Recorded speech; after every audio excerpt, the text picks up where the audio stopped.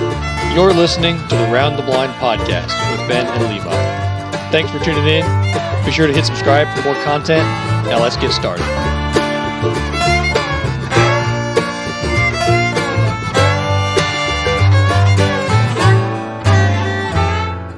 What's going on, everyone? Welcome to Round the Blind. So we got an interesting episode for you today. So we've both been kind of getting ready for the season, and my whole last week has been getting my boat ready, getting my boat blind repairs made, my grass all strapped up to it, making sure my outboard's good to go, making sure I got those last boxes checked, 'cause my teal season comes in on Thursday. Well, this episode will be going up on Thursday, so it'll be going up the day that my teal season comes in. So I'm pretty excited. It's obviously opening day of teal season, something we look forward to, year round. So what's going on, Levi? Not much, man. Doe Days just opened up today, so I'll probably be going deer hunting tomorrow. Bring the camera with me, see if I can get something on film. But other than that, I'm ready for big duck season, man. Yeah, Teal's like a teal, and dove season's like a tease. You know what I mean? So I can say that about dove season.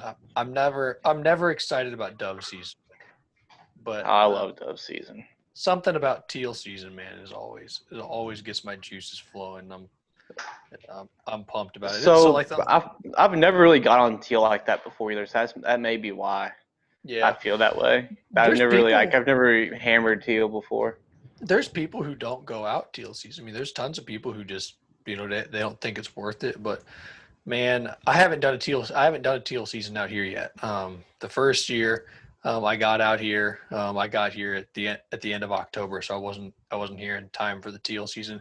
And then last year we had that hurricane that come up the East Coast, and I mean I live on base. Virginia didn't get it bad here, but I live on base, so we live right on the water, and just as a precaution, they evacuated us. So, and I think we were out of the house for like a week or something, even though like it really ended up being nothing up here, but ended up being out of the house for about a week. So, and that was right during teal season. So, I mean, it was a week of being, it was a week out of a 2-week season. So once I got back home, I didn't have, not that I had my stuff ready to go. I just didn't feel like, I had already missed work for a week. I didn't feel like I should get out and go. Yeah. Take leave for another week, go teal hunting. But so this is the first year I'm getting to do it out here. It was like 70 degrees here today. Yeah. It was like 70, 75 degrees. Felt good. So, I mean, I don't know, New York, people up there really saying that they're getting hit with some cool temps. So, I mean, it has to be sooner or later for them teal to start coming down, man. I know I've talked to a couple guys. He said that I've talked to has been out scouting. You haven't really been seeing a whole lot of teal. But I mean, I'm sure they're here. You just got to find them. I'm not saying there's not teal here, but I mean, it's just I don't think they're really here just yet. Yeah. But I could be wrong. I don't know.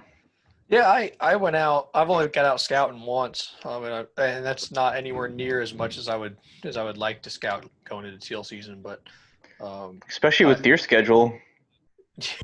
Yeah.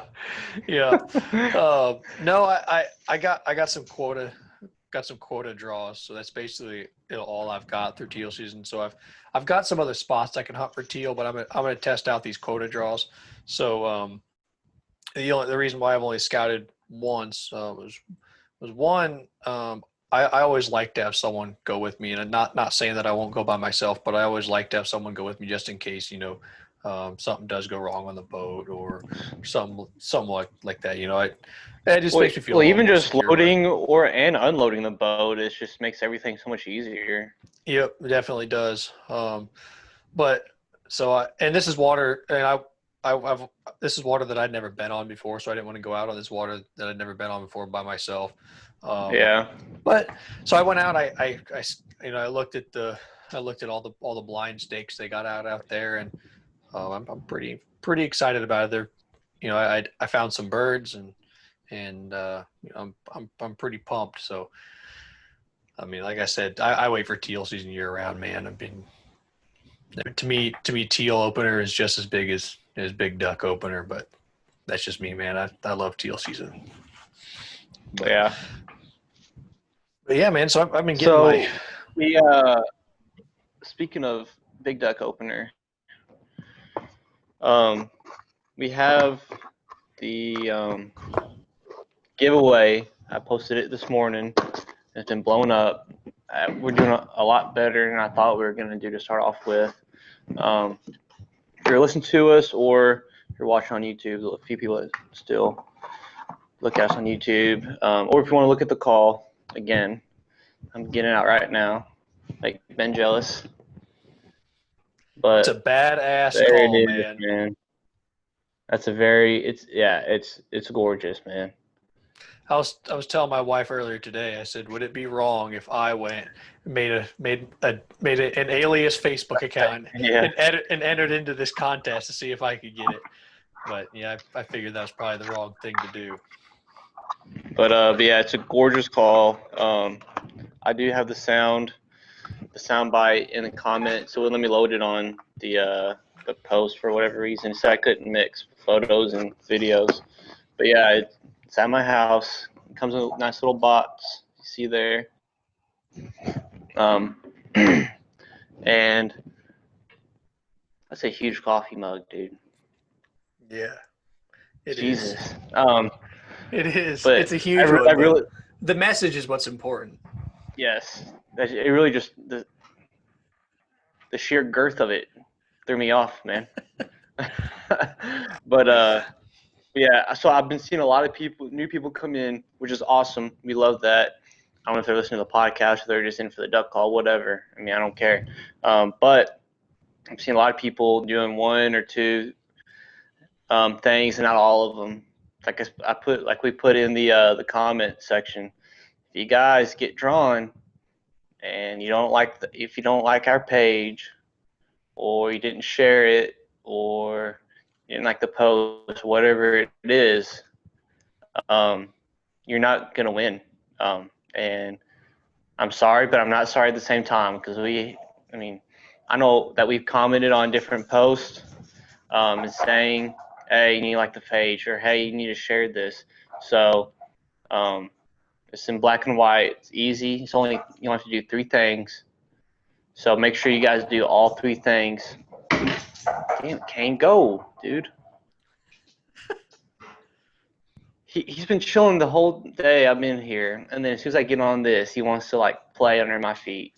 But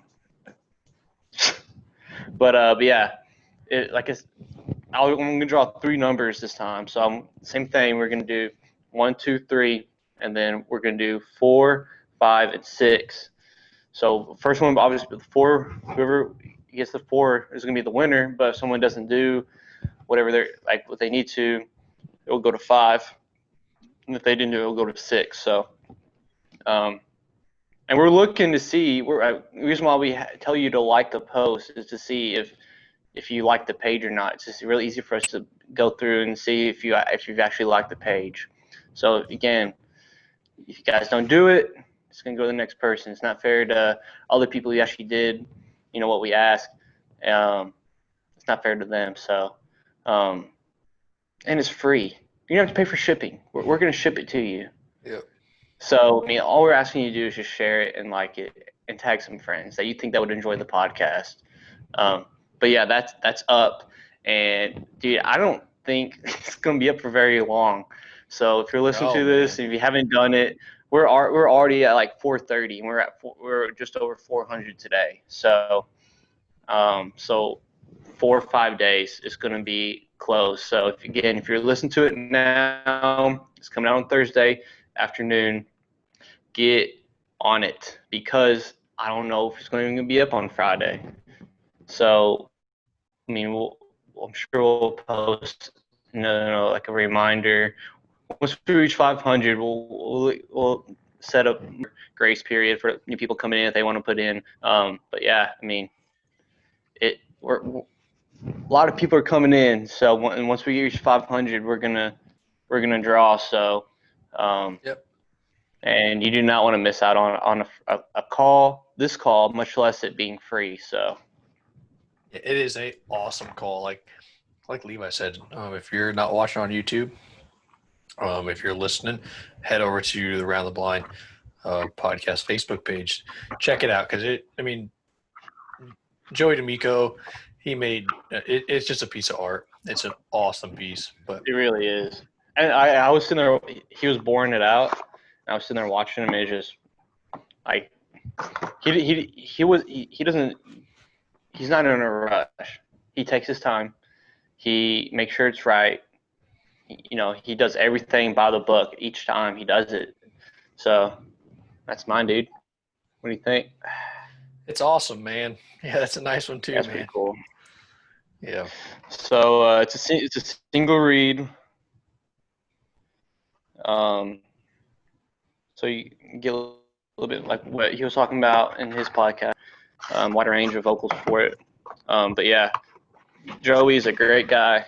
Like we said in this week, I can't say enough good things about Joey, man. Like even when I was leaving, he was like, "Hey, man, you show me some spots to check out this year." So I mean, he's just a really good guy, and he makes a hell of a duck call. So Yeah, that's no doubt, man. But yeah, so man, I just can't get over thinking about teal season starting on Thursday though, man. Can't get over it. I'm so excited for it, man. I'm not coming to work. I'm gonna work from home. I'm taking leave. Must be nice. I'm taking leave the rest of the week. So I'm gonna scout tomorrow. What, until Monday? Yeah, so I'll go back to work on Monday. Yeah. So I'll scout. Are you tomorrow. already on leave? I mean, as of tomorrow. Well, I'm on leave. Tomorrow morning. Yeah, tomorrow morning. Yeah, I got you. Yeah. But yeah, so I'm scouting tomorrow, which will be Wednesday, and I'll be hunting Thursday when this episode comes out. I'll scout again Friday, and then I'll be hunting Saturday, So and then figure out they what's won't going get on you after that. get you a good picture of a sunrise. That'll be about it. Yeah. We'll see what happens, man. I'm excited, but I think it'll be a good spot. For sure. I've Who's going with you? I got a couple of guys I found on the Virginia Duck Hunters page. Yeah. So one of them, I got two other guys. So one of them, he's Navy, and then another guy, he's Air Force. But he's Air Guard, so he's coming down from Richmond. So, but Did you ever talk to Osterber, Michael? No, so like I saw. With? No, so I you said that you could, you asked me if you could give him my information, and I never heard back from him, man. He didn't hit you up. No, but he's more than welcome to. I mean, I'm always willing to go with anybody, man. I'm not. I mean, I'm not picky about who I take. Just make sure you tie your boat up right. Tie my boat up right, and don't be an asshole. And that's the biggest thing. But yeah, so I've spent the last week getting my blind ready. I built a boat blind last year out of conduit, out of a 3/4 inch conduit, and I made the mistake of buying a bunch of the connectors, those little conduit screw-in connectors, and then whenever the blind would have any kind of torque on it, those connectors would snap. So I ended up having to buy like a whole container of the connectors and take them out with me. And whenever they snapped, I had to piece them back together. But in the middle of the season, I didn't feel like, taking everything down and fixing it up. So this year I went and I just went and bought 1/2 inch, conduit, cut it down and pieced it over so that we don't have that. I mean, I probably should have done that to begin with, but I was trying to keep it cheap. Trying to kind of it's a learning curve too. Yeah, I mean, I'd never built a boat blind before. I mean, I you can go buy them for a couple $100. I think I've got $180, in this boat blind. So, I mean, I saved a little bit of money, and then threw some marsh grass on it, and I had a bunch of marsh grass that a buddy of mine from Missouri had given me, because he wasn't using it anymore. So I lucked out on that. I had about, $150 worth of marsh grass that I got to, get for free and throw on there. So Yeah. it's looking good, man. I'm excited about it. And I've just been tweaking it and working on it the last week, and I've had a few other things I had to do to my boat, like just routine maintenance stuff. But yeah, I'm pumped. And like we were talking about last episode, I didn't take my boat out fishing all year, so there was a lot of stuff that I had to do. Yeah, I mean, it was not Here's that I the didn't. excuses. It was not that I didn't want to get out. I wasn't. It's not necessarily that I didn't have the time either. I just had other things. All right, let's blame the kid.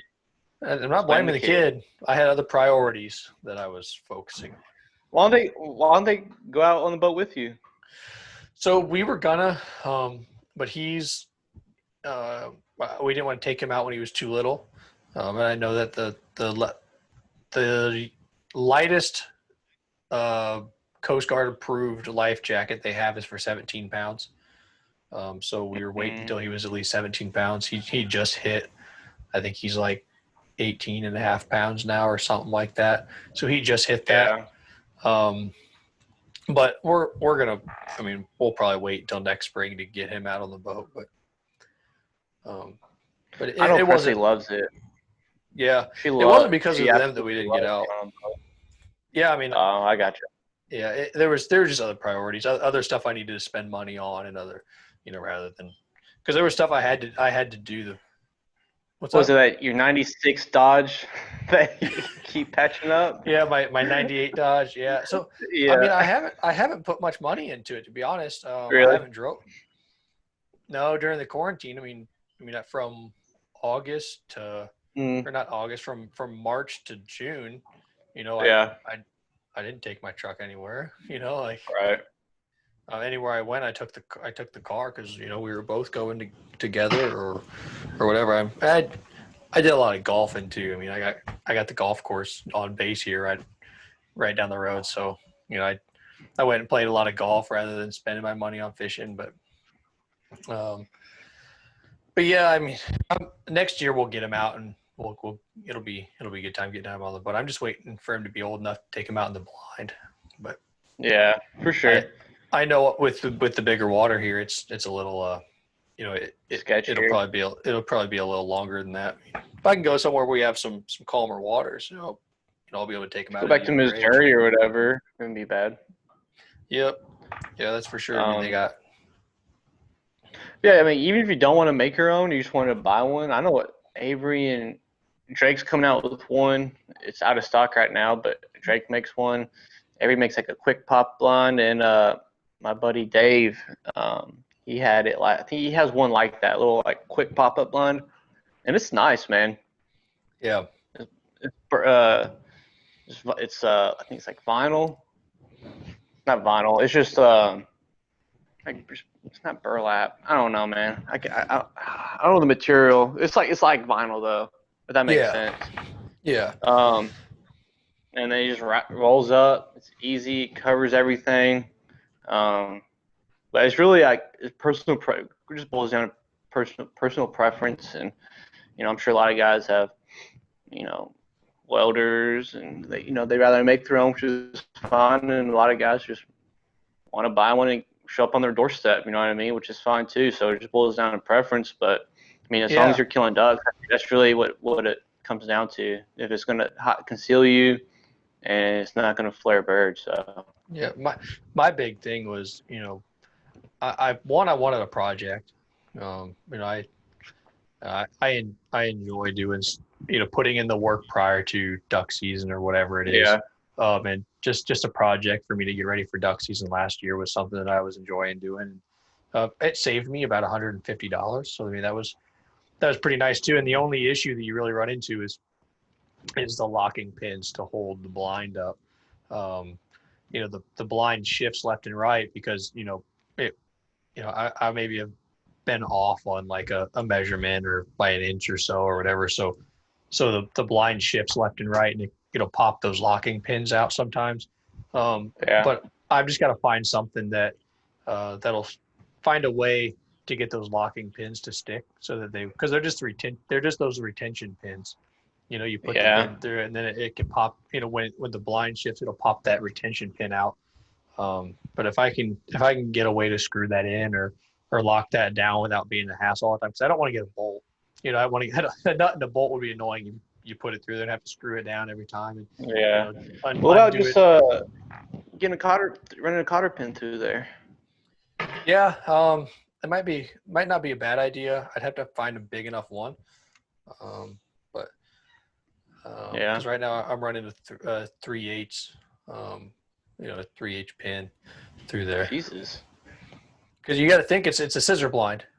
So you got those Yeah. pins. You put it Yeah. you put it in that scissor blind, and if you don't have something thick enough, it's gonna. I think I ran I don't remember the size, but it was smaller. I can't remember the size though.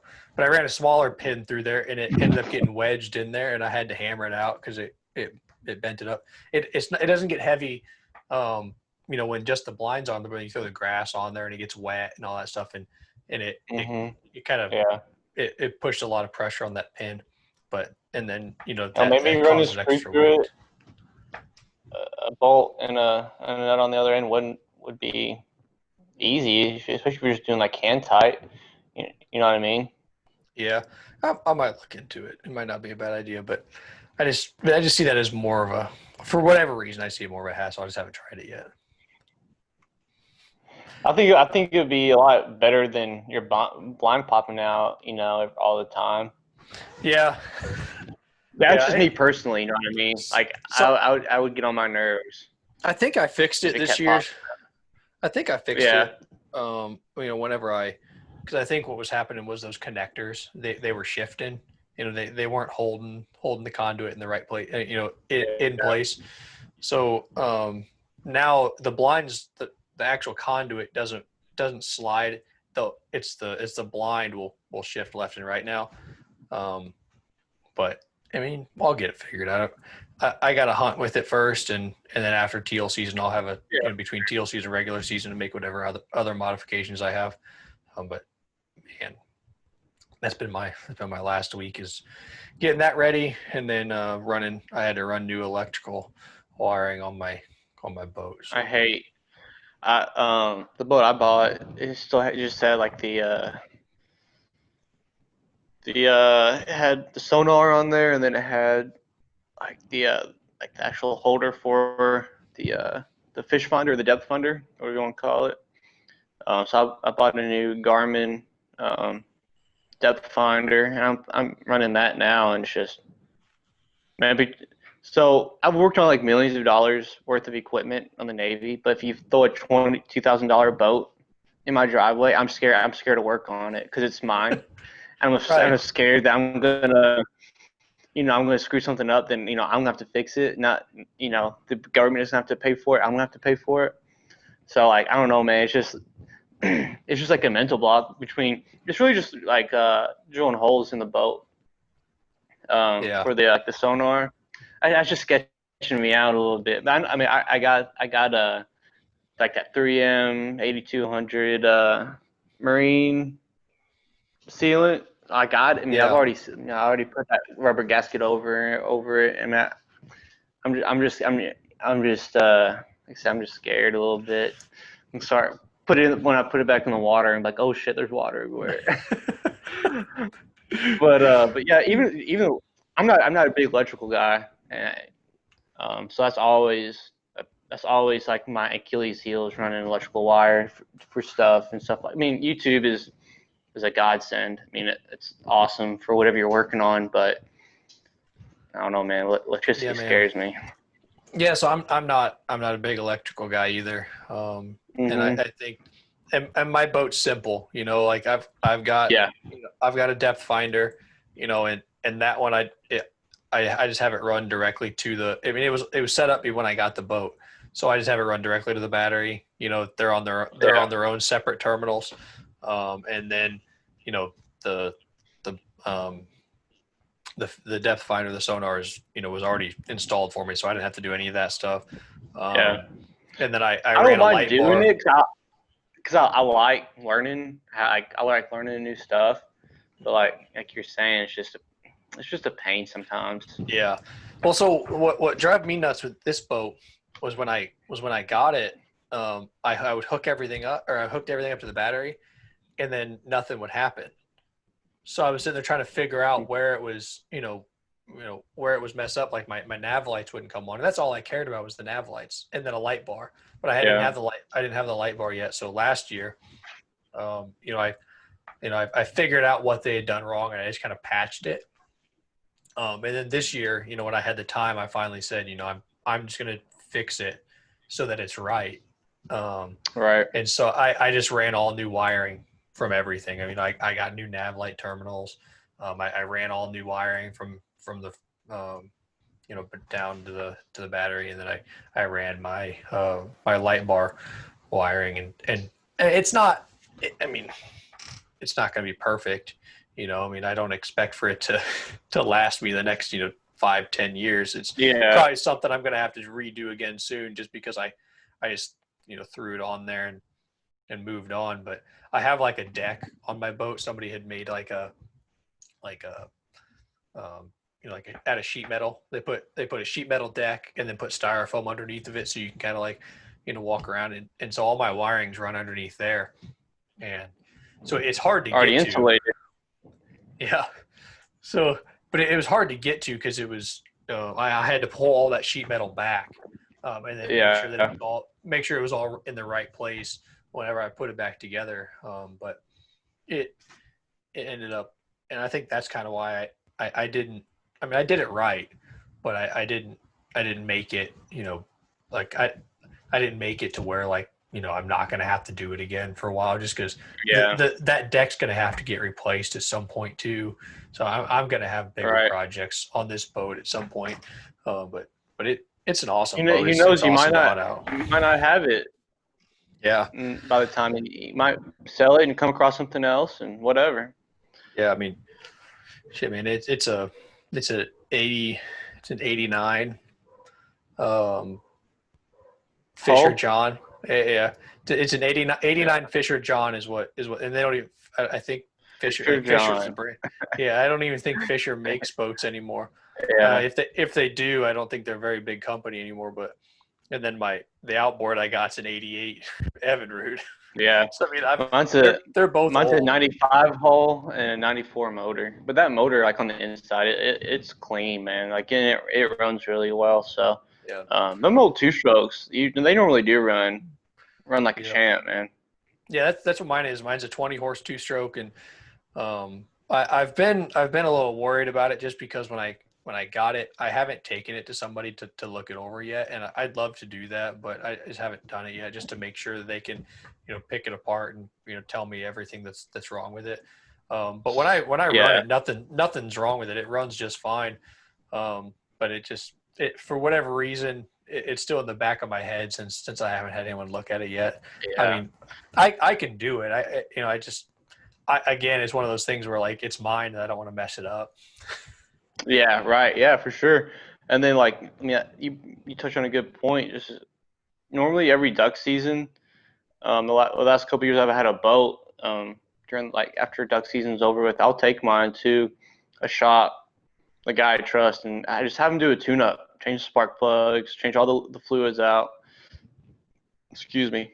Because again, no matter what it is, if you take care of it, it's going to take care of you in the long run. Obviously, shit's going to pop up and shit's going to happen, but if you take care of it, you treat it good, it's going to treat you good. So I think that's a lot of things people don't do.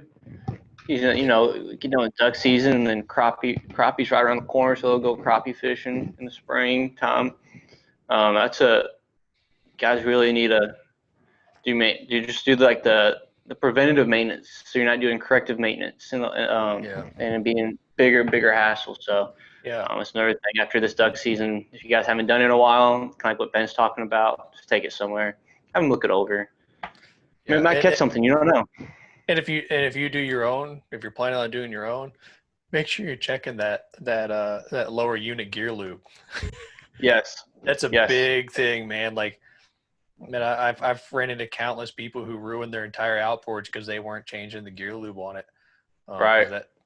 you know, unless you want to spend $1,000, maybe even a couple $1,000 rebuilding your lower unit, man, that'll ruin your motor quicker than anything else.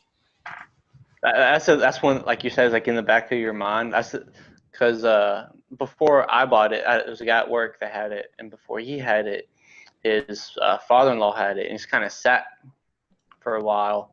So every time I'm running, I'm like, man, just a couple more months. Just give me through a couple more months, and I promise, I'll take you somewhere and get you worked on. So, I mean, even if you buy a boat, I mean, like my instance, I just bought it, like a month ago. Just go get it looked at. I mean, a couple $100 is better than a couple thousand. So. Right. Yeah, and the thing was when I bought my boat, I've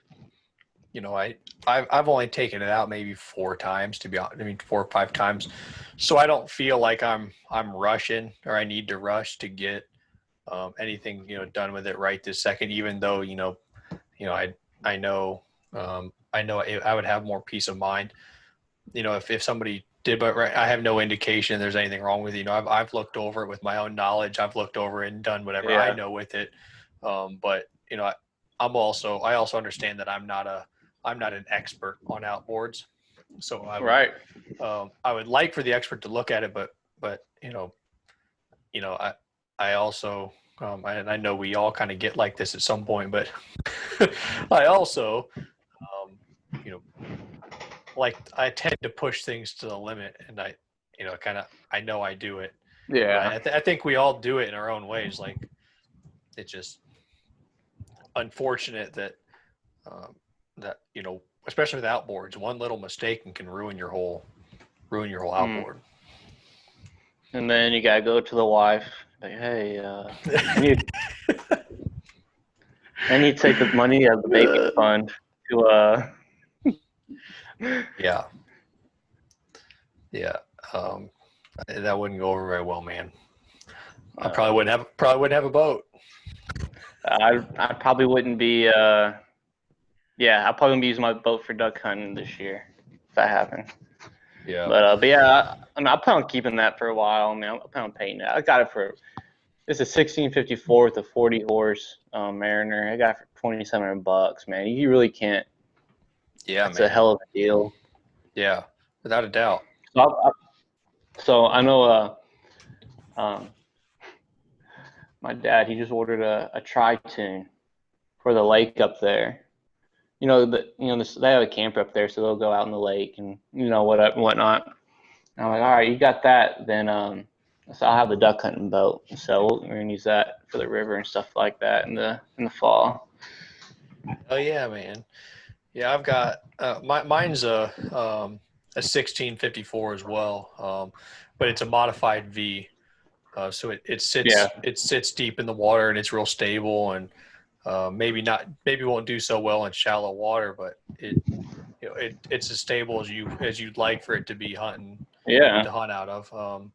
And I got my 20 horse on it, and man, that 20 horse, it gets you going, man. I mean you get up to 20, 25 mile per hour. No, you don't. No, you don't. Promise you. No, you don't. I don't believe you. Promise you, man. Good. I don't believe you. Dude, I will videotape it. I will show you. Well, I'm probably not with all my decoys in it. Next time I get out with nothing in it, I might not be able to show you. But yeah, dude, we're out the Chick. The first time I got it out, we're up at the Chick. I don't believe you, because I think I'm pushing like 25 with my 40. Dude, I promise you, I'm not kidding. Promise you.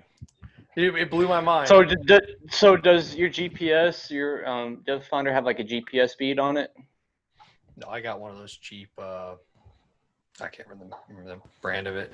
It's black and white. It's cheap.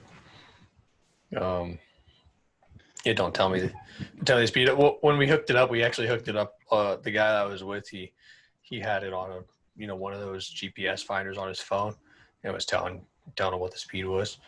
I can't remember what app he was using, but yeah, dude. Next time I get it out with nothing in it, with no decoys in it or nothing. Get your GPS speed and let me know. I'll show you, man. I promise.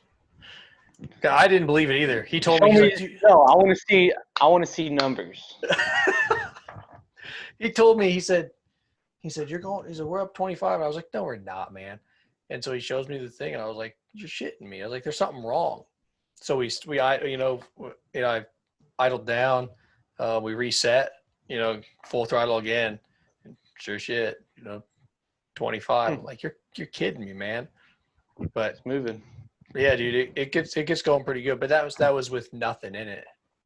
Yeah. You know what I mean? Like it was just two guys. I mean, there was nothing Yeah. else in the boat. I mean, we weren't even fishing. I mean, like there was nothing else in the boat. So I mean, you get the decoys and all that stuff in there. You're not going.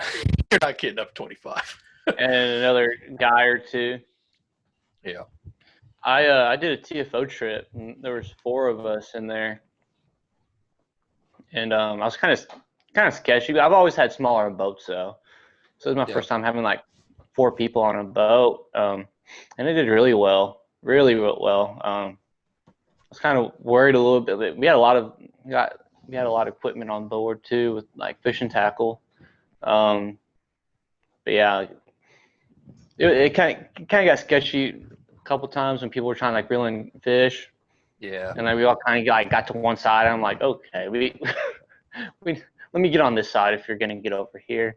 But other than that, it did really well. So yeah, man.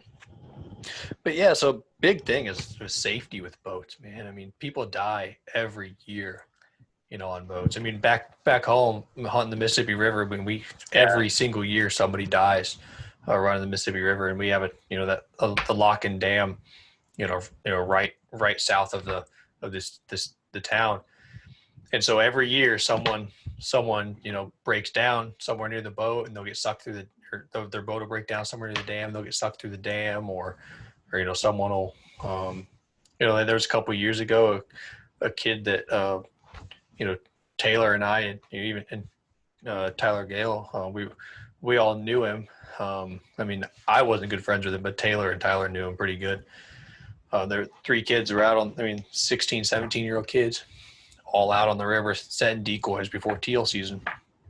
And all these other boaters were coming in. They passed them. They said, hey, it's getting rough out there. It's about to get rough. You probably shouldn't go out. And kids went out anyways. Only had 2 life jackets on the boat with 3 people. And so one of the kids was 15. The other one was 16. One was 17, I think. So the water started getting rough.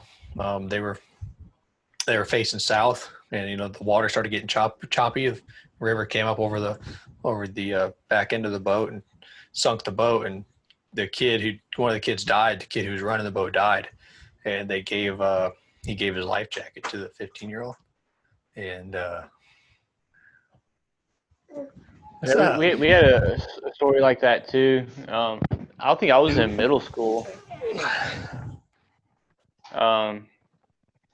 He wanted to be on the podcast. That's fine. You said, what in the hell? But yeah, the kid, he ended up dying. He gave his life jacket off to one of the other kids. So I could only imagine what the kid who had his, who lived because he gave his life jacket, watch his friend die or drown. I'm sure. I'm sure it's hard to live with too, man. Yeah, but people die every year boating, man, especially during duck season. There's a story just like that whenever I was in middle school. The kids were in high school, and they all died. I think it was 3 of them on like a 14-foot boat with the dog, with all the decoys, and the dog survived. Like the dog swam ashore, and he lived, and all the kids died. And that was huge. That was all over the news for a long time. So yeah, man. I mean, it's no joke. Safety is paramount.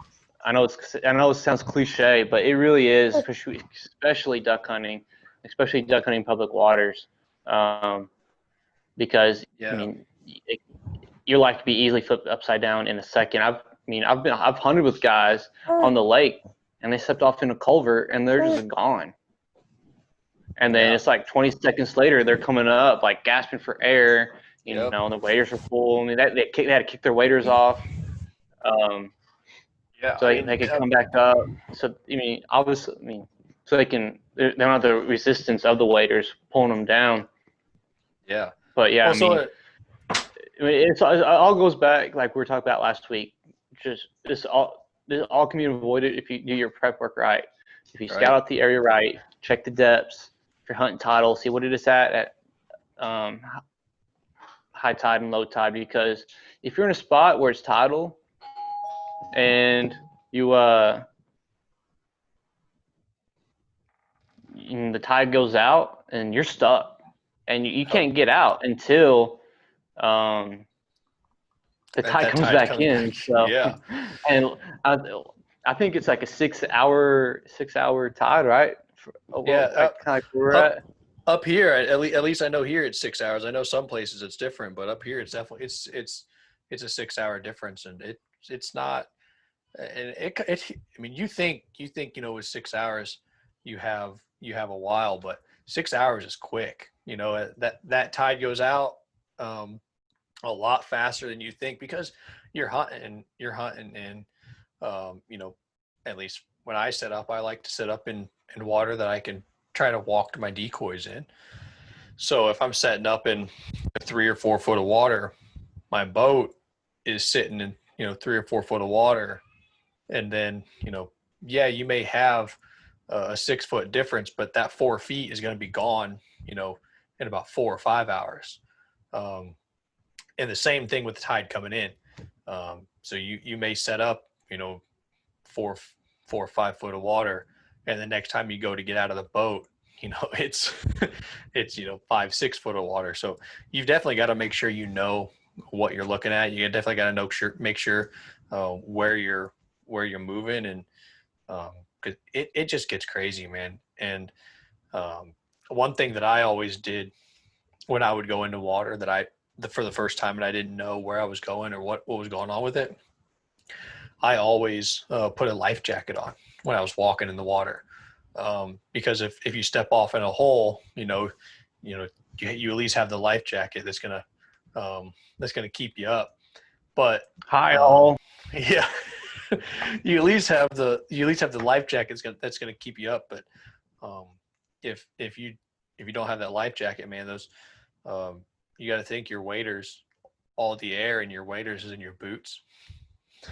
So if you get off into some deep enough water, it can flip you upside down. And you can go to YouTube and you can watch videos of people jumping off of a deck in some waders or jumping off a boat in their waders, and their waders actually keep them above water. But the problem that happens is your feet are up, and you have to basically you're sitting up the whole time. Your feet are above water, and you have to hold your head above water. And when your body gets tired, if you're out there by yourself in water that you're not used to, and you can't get back to, especially in moving water like a river or tidal or something like that, you're not going to be strong enough to hold your body up anymore. I mean, there was a video, especially if you're wearing all these heavy gear or all this thick layers. Man, it happens quick. Dangerous situations because I mean, as duck hunters, we want to get out in the worst conditions. We wait for the worst conditions of the year to get out and follow and follow that migration. So I mean, you just have to make sure you're prepared and protecting yourself when you go out in those conditions. You gotta protect yourself too, like the game warden or the Coast Guard, because I know when your boat hits a certain length, you gotta have life jackets, you gotta have fire extinguishers, you gotta have a whistle, you gotta have a flare, you gotta have all these things. So that's going back to what we were talking about before, is doing your homework and protecting the people you take. So obviously, if it's your boat, you're probably gonna get the ticket, but regardless, you don't want to get them in any trouble.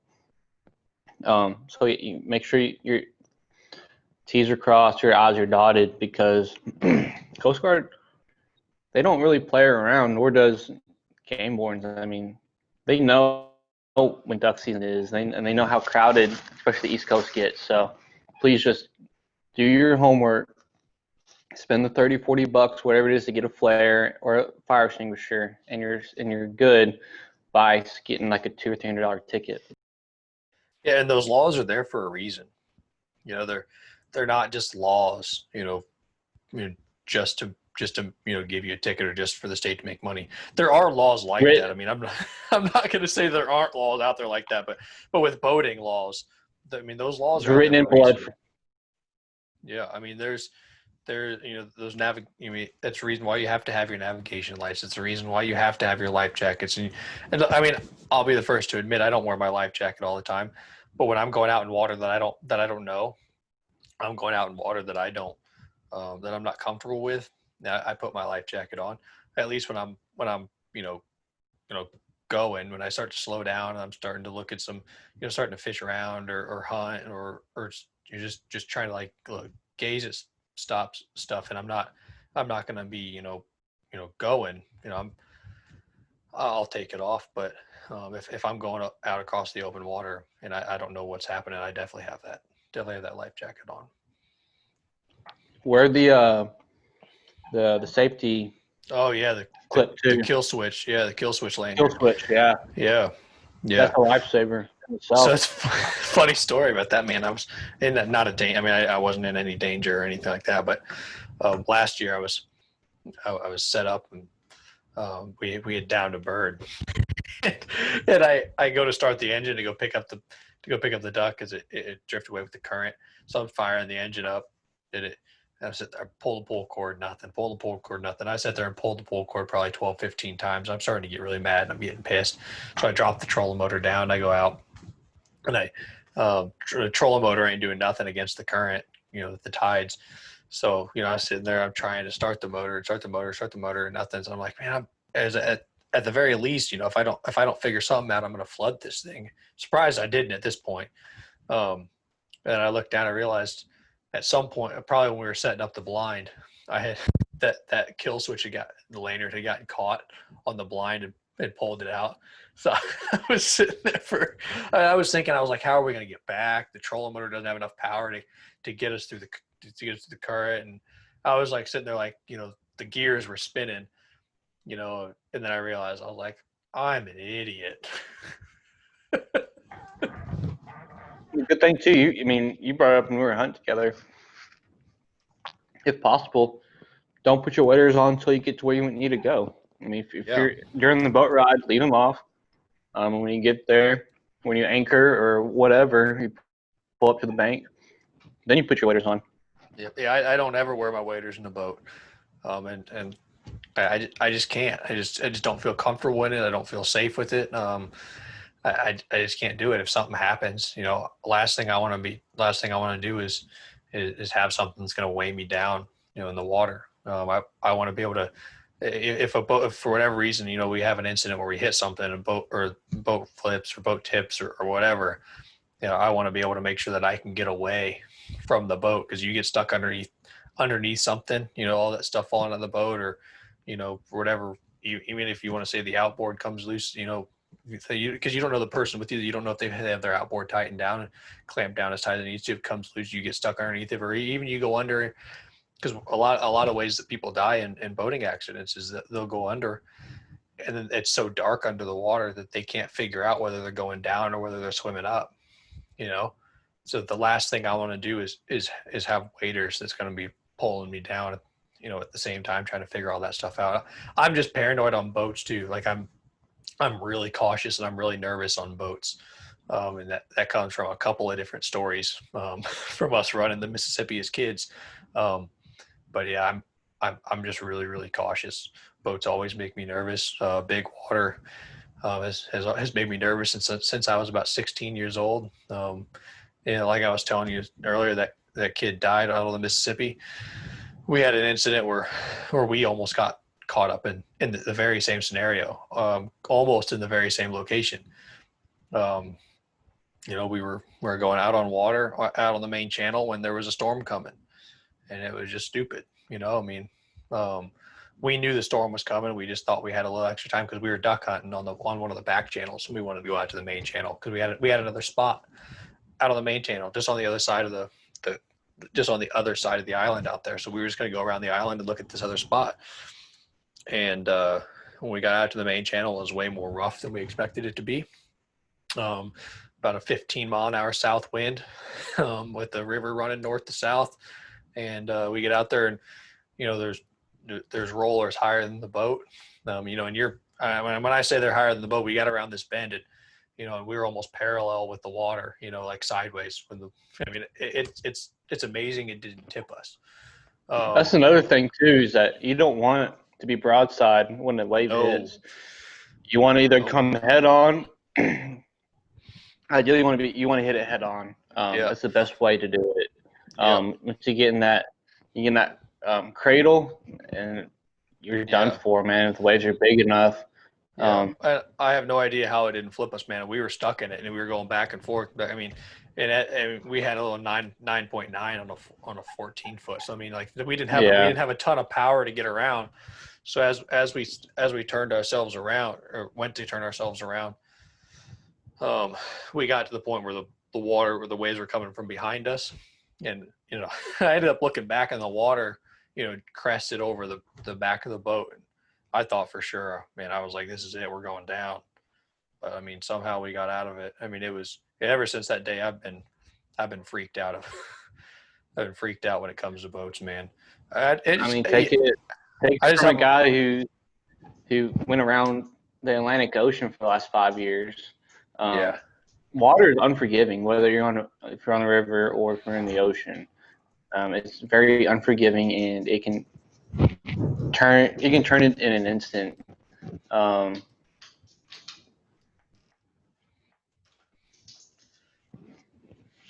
So especially the Atlantic in the fall and winter, it's awful. That time of year, it is always rough. Atlantic in the fall is always rough.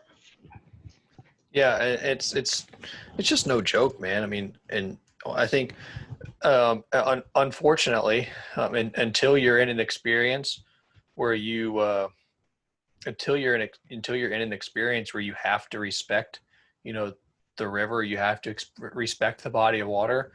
Some people take it for granted. I'm not saying everybody does, but I was a 16-year-old kid, so there was definitely a lot of ignorance, involved, and we were all 16-year-old kids, so there was a lot of ignorance involved. But we thought we ran the world, but and it's looking back, man. I wish I would have never been in that situation, because it was close, man. It was one of the sketchiest things, and to this day, one of the sketchiest things I can remember ever being involved in. I can't even explain it in a way that makes it as freaky as it was. But man, like I said, I've been freaked out with water ever since. You saw. We get out in that canoe and we get a little bit of. I'd get a little freaky, man. But it just comes from a place of respect for the water. You have to have that too, because it doesn't discriminate.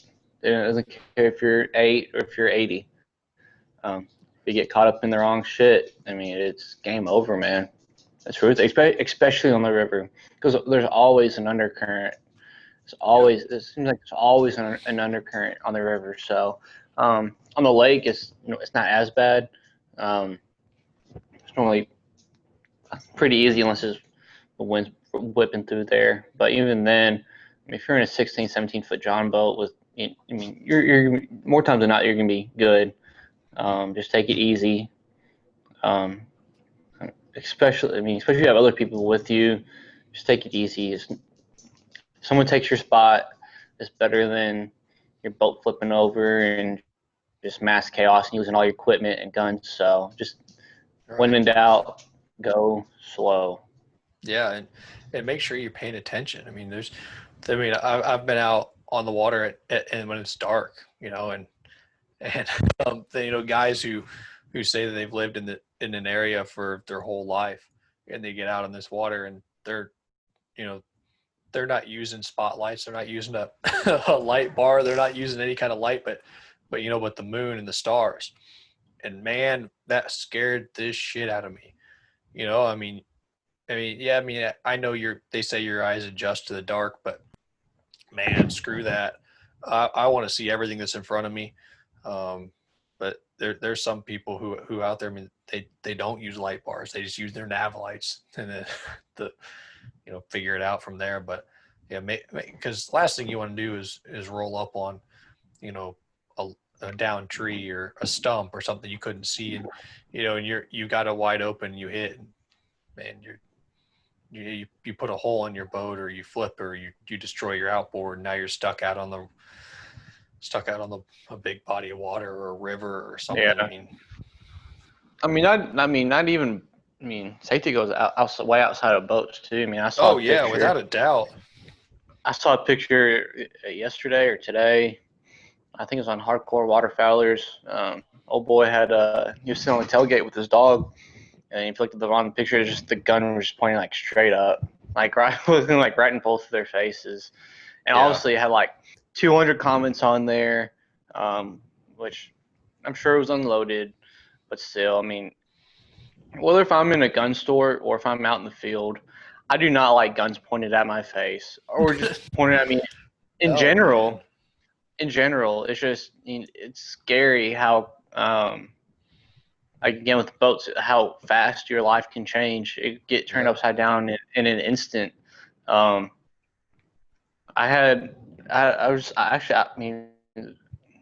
story. I just sold a couple of my rifles, and the lady was looking at it, and I had everything loaded up whenever the riots were going on pretty heavy. I had my shotguns. I had all my shotguns loaded with goose shells. Like I was ready. And the lady was looking at the rifle, and I was like, hey, let me look at it real quick. And I had it loaded. I didn't have one in the chamber, but I still had 3 in the clip from my Ruger American. So even if you it doesn't hurt to double check your firearms before when you take them out, before you put them back in the case, and just don't point it at anybody. Just have muzzle awareness. Yeah, and I don't know how many stories I've heard of people in the blind, and they all got their guns resting up on the blind, and somebody kicks it, falls over, the gun hits the ground, and it goes off. I've heard of people getting hurt that way. I've heard people getting shot that way. I've heard of people, putting holes in their boat that way. You're out there, and you're hunting in close proximity with other people, and you 100% have to make sure you're paying attention to what you're shooting, where you're shooting, what you're doing with your gun, what's going on. If you're not doing all that stuff, then it's just a matter of time before someone gets hurt. And again, just I couldn't have that on my conscience if that was my gun, that like if I kicked it and went off and it killed someone else I was hunting with. I don't know how I could live with myself. And it's just easy stuff that you can prevent. Whether you don't have to hold the gun the whole time, just put your legs or like put the gun in between your legs. That way, if it does sway one or the other, like your legs are going to catch it, or it's going to stop it enough until you can. Most people have, if you're duck hunting, you have somewhat good reflexes, so, or hand-eye coordination, or one or the other, or both. So it's going to stop it enough time for you to grab it or knock it the other way, whatever. Or put slots in your blind. Like people they build their wooden blinds, and they'll put nail hole. They'll put 2 nails, and that's where your gun goes. Your gun barrel goes, so it can't fall one way or the other. It can't fall left or right. And then you can even put little put like blocks of wood on the ground for the buttstock, so it can't come backwards. There's so many different ways you can protect your gun and you protect yourself with the guns. But there's also cleaning your guns, and making sure you have the right shells in your gun. So many different things. Every year you see the pictures of someone blowing their barrel out because they accidentally shot 3.5 inch out of a 3-inch chamber, or their barrel was obstructed, the wad didn't clear. Yeah. If you're shooting your gun and you something doesn't feel right, stop, figure out what it is. If your recoil is significantly less than what what you're used to, stop, check, make sure your gun cycle, check to make sure that the wad cleared your barrel. Because like the last thing you need is that barrel blowing up in your face or in your forearm or whatever else. Because again, that's something else. That that can that can really mess you up.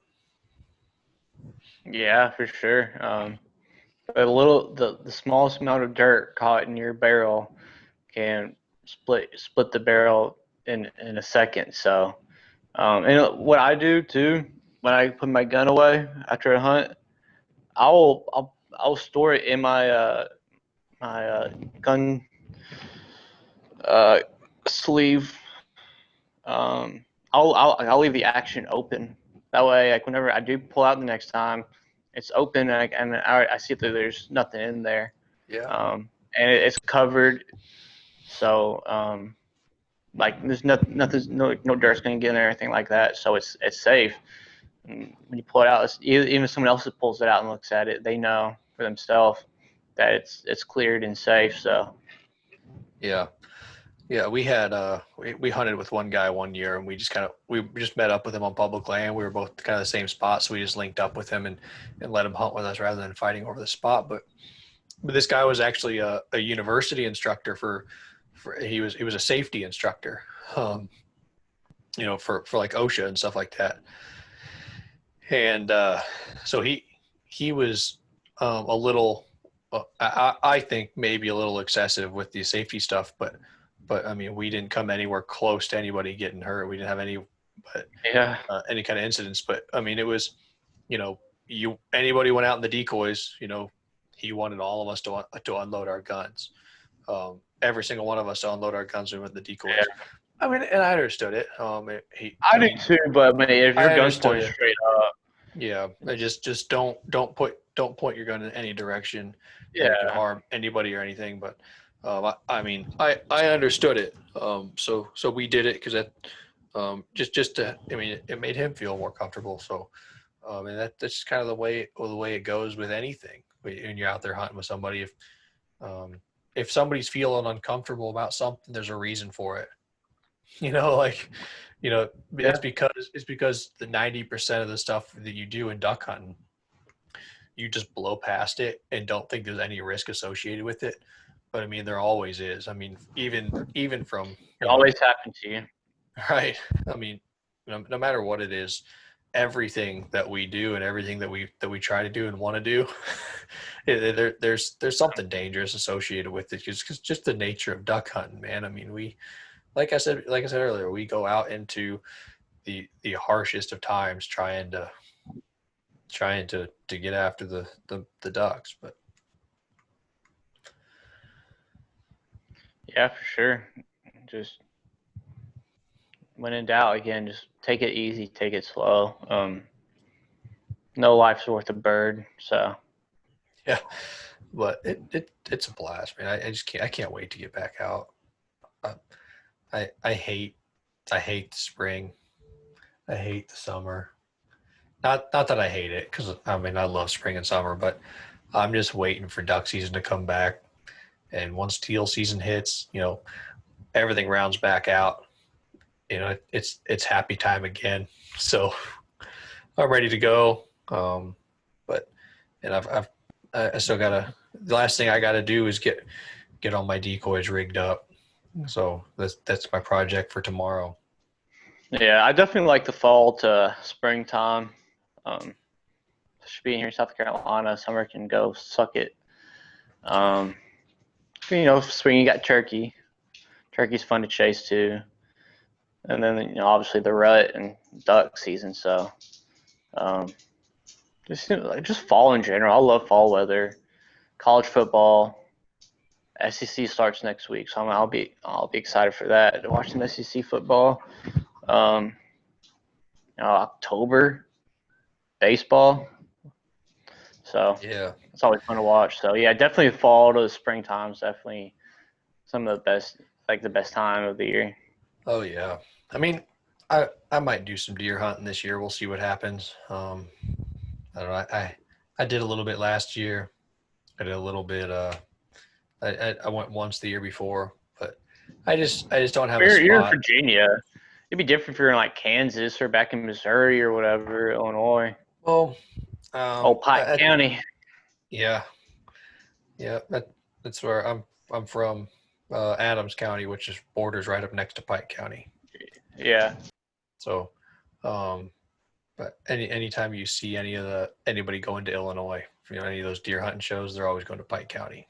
Yeah, for sure. So, And then my dad he drives over in Illinois all the time for work for the wells, the wells he has over there, and he's always like sending me pictures. Saw 100 like a 130 go to. I saw 150. I'm like, Jesus, man. That's the only good thing Illinois is good for is just deer hunting and duck hunting. Yeah, it's awesome. When you talk about the sheer amount or the sheer size of deer that you've got, but you also have a lot of outfitters. Commercial. I mean, yeah, there's a couple places in Pike County where you see a lot of these big deer being killed. You see a lot of these, the hunting videos, and they're just kind of like, how in the world are they sitting on a field and have 20 shooters around them? They're waiting for what. A lot of those are happening on managed properties that have 20-foot fences. So it's kind of happening behind the scenes that you're not really getting the full story. Right. They're like, I've seen like one shooter all year. Yeah. But and it's just like any TV or anything that you watch. I mean, you're not getting the full story unless you're actually there. But I'm not downplaying the amount of deer or the sheer size of deer that you have in Pike County. I mean, it's amazing. I mean, here you drive down the road and you see a deer and you're like, oh, there's a deer. It's kind of like it's like, is that a deer or is that a dog? But in you drive through Pike, Adams, and Brown. Those are the three big counties in Illinois, and they all border each other. You drive through any of those counties down a back road, and you see a deer, and it's just like any other day. The only time you ever really get excited about it is when you see a monster standing there on the side of the road, which happens a lot too. But chasing. Yeah. But yeah, man, I'm, like I said, I just can't quit thinking about teal season. My wife's getting tired of it. She's already tired of hearing me talk about it. So women, what are you gonna do? But yeah, man, I think that's about all we got for you guys for this episode. So abnormally short podcast this week or this one. Yeah, but definitely. So beginning next week, we got Mr. Jason Allen coming on with American Waterfowl. He's going to talk to us about. He's a big advocate in taking new people out, so we're going to talk about that. We talk about his Facebook page, American Waterfowl. We can go in depth of that. And he lives in Idaho, I believe. So we can touch on a little bit the Pacific Flyway again. So I'm looking forward to picking his brain about that. Yeah, and then again, we got the giveaway going on. So make sure you're put in for that if you want a free duck call, and make sure you're following all three. I know it's a lot, but it's just all three rules. But yeah, I mean, the quicker you guys get people in, quicker you're gonna find out if you want the call or not. So, and Tyler Gale cannot win it. He cannot win the second giveaway item. He won the first one, the lanyard and the game tote. So I don't want him to win the duck call too. I want someone else to win it. So make sure you guys put in. That's gonna be some shit too, because he only has he has two, obviously, from the lanyard, and then he just added one. So he has two entries. I'll be some shit if he won. It's like people inviting like 5 people and like 4, Yeah. 6 people. Yeah, it would be crazy. But hey, I mean, anybody the can draw. win it. Yep, anyone can win it. But yeah, so like Levi said, if you haven't done so already, check out our Facebook page. You know, we're going to be a lot more active on there. We're going to start, creating posts that we want you guys to interact with. We want to have conversations with you guys. And then go ahead and whatever podcast site that you're listening to us on, subscribe and then give us a rating. Let us know what you really think. We want to know, and then head over to the bow hunting veteran YouTube page. There are video episodes of these podcasts on there, and Levi does have other videos that he's putting up on there. He's filming a couple of. He's already filmed a couple of goose hunts. He's filming his deer hunts, and he does have other content going up on there. And then you can always follow us on our social media pages and contact us, communicate with us. I mean, we're more than happy to talk to you guys, let you know what we think, and give you guys whatever advice or information that we have. Even if you're not looking for advice or information, just talk to us. It's what we do. We talk hunting all the time. We have no problem talking about it with anybody else. But yeah, this has been the Round the Blind podcast, guys. Thanks for listening.